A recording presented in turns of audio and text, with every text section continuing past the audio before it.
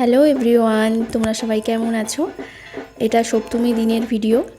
আমরা সপ্তমীর দিন গিয়েছিলাম মদিয়ালি পার্কের ঠাকুরটা দেখতে। লাইটের কাজ অসাধারণ ছিল দেখতে। মা দুর্গার প্রতিমা খুব সুন্দর লাগছিল দেখতে। মেয়েকে নিয়ে গেছিলাম ঠিকই, কিন্তু ওর খুব গরম লাগছিল বলে ওর একটু কষ্টই হচ্ছিল। তারপর আমরা বেশি ঠাকুর দেখিনি। সামনেই আরেকটা শিব মন্দির ছিল, সেখানে আমরা গেলাম।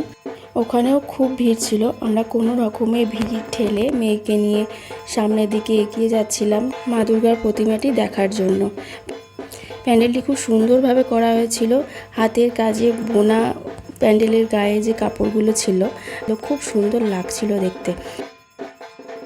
মা দুর্গার প্রতিমাটিও খুব সুন্দর দেখতে লাগছিল আলো আঁধারের মধ্যে। তারপর আমাদের তো বেশিক্ষণ সেখানে দাঁড়াতে দেয়নি। তারপর ওখান থেকে আমরা কোনো রকমে বেরিয়ে আসার পর আমরা গেলাম হচ্ছে লেক মলে ডিনার করতে, বারবিকিউতে। ওখানে গিয়েও একটা সমস্যা হয়েছিল। ওখানে ফার্স্ট যে টেবিলটা আমাদের দেওয়া হয়েছিল সেটা আমাদের পছন্দ হলো না। তারপর আমরা একটা কর্নারের সিটে গিয়ে আমরা সবাই মিলে বসে পড়লাম ডিনার করার জন্য। মেয়ে এবার একটু শান্তি পেয়েছে। তারপর আমাদের স্টার্টার এসে গেছিলো। স্টার্টারের মধ্যে অনেক কিছু ছিল, যেটা স্টার্টার খেয়েই আমাদের অর্ধেক পেট ভরে গেছে। মেন কোর্স আর কি খাবো। স্টার্টারের মধ্যে অনেক রকমের কাবাব ছিল, চিকেন পকোড়া ছিল, মাটনের রেসিপি ছিল, অনেক কিছু ছিল। তারপর মেন কোর্স তো খেতেই হবে।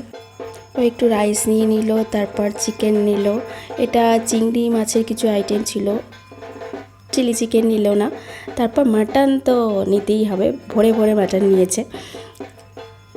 এবার মিষ্টি খাওয়ার পালা। মিষ্টি আমরা একটা প্লেটেই নিয়ে নিয়েছিলাম, দুজনে শেয়ার করে আমরা খেয়েছি। ব্রাউনি নিল, তারপর মিষ্টি কয়েকটা সন্দেশ নিল, মনে হয় ওটা সন্দেশ ছিল। তারপর এটা নিচ্ছে ফিরনিটাও খুব সুন্দর খেতে ছিল। তারপর রসগোল্লা নিল। নেওয়ার পর অল্প অল্প করে সব রকম মিষ্টিই নিল, যেহেতু আমি বলেছিলাম সব কিছুই টেস্ট করব। একটু একটু করে সব কিছুই নেওয়ার পর ও টেবিলে নিয়ে এলো, আমি খেলাম। এই মিষ্টিটা কী ছিল আমি জানি না, আমারটা একদম ভালো লাগেনি খেতে। তারপর খাওয়া দাওয়া কমপ্লিট করে আমরা বেরিয়ে পড়েছিলাম। ভিডিওটা কেমন হয়েছে অবশ্যই কমেন্ট করে জানিও। আর like, comment, share and subscribe করতে একদম ভুলো না কিন্তু।